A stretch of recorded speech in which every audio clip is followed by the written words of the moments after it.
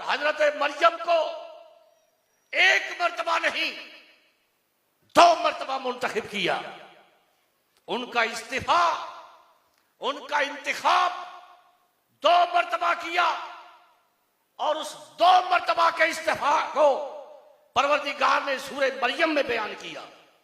इन्नल्लाह हस्तफाकी व तहराकी वस्तफाकी अला निसाइल आलमीन, कि हमने आपको मुंतखब कर लिया।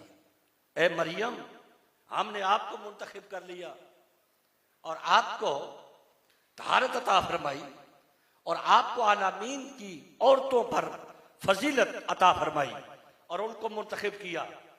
ये अल्लाह ताला ने जब नबियों का इस्तिफा किया तो उसमें तो अल्लाह ताला ने एक ही लफ्ज़ इस्तिफा फरमाया, इन्नल्लाह हस्तफा आदम व नूहन, एक ही मर्तबा इस्तिफा का लफ्ज बोला है। तो जनाब मरियम के लिए 2 मर्तबा इस्तिफा क्यों किया? सवाल पैदा होता है ना। जुमला भी एक है, आयत भी एक है, लेकिन इस्तिफा का लफ्ज 2 मर्तबा है। इमाम फखरुद्दीन राजी रहमतुल्लाह अलैह ने इसकी वजह बयान फरमाई है कि हजरत मरियम की जिंदगी के 2 हिस्से हैं। एक जिंदगी का वाहिद हिस्सा पहला और दूसरा हिस्सा आखिरी उम्र का हिस्सा। ये दोनों हिस्सों को अल्लाह ताला ने इस्तिफा किया है।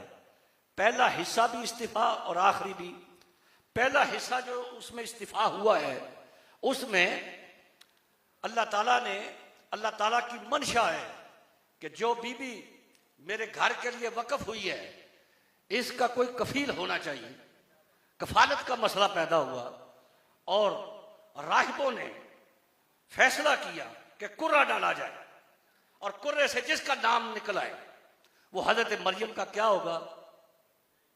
नहीं, आवाज बड़ी मट्ठी बोली तुसा। कौन होगा? कफील होगा।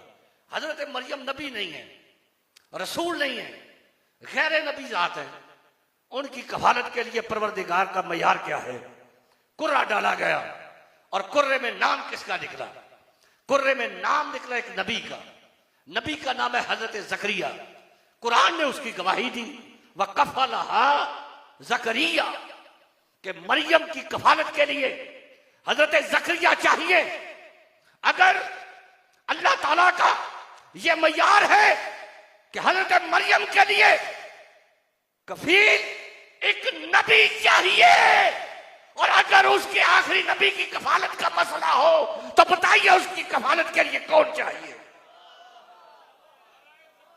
हजरत मरियम के लिए तो मयार ये हो कि कफालत के लिए एक नबी चाहिए और आखिरी नबी की कफालत का मसला हो तो नाउज बिल्लाह किसी काफिर की गोद में दे देना चाहिए। ऐसा हरगिज़ नहीं है। अगर मरियम सलामुल्लाह अलैहा के लिए कफील जकरिया चाहिए तो खातमुन नबिय्यीन सल्लल्लाहु अलैहि वसल्लम के लिए कफील अबू तालिब चाहिए।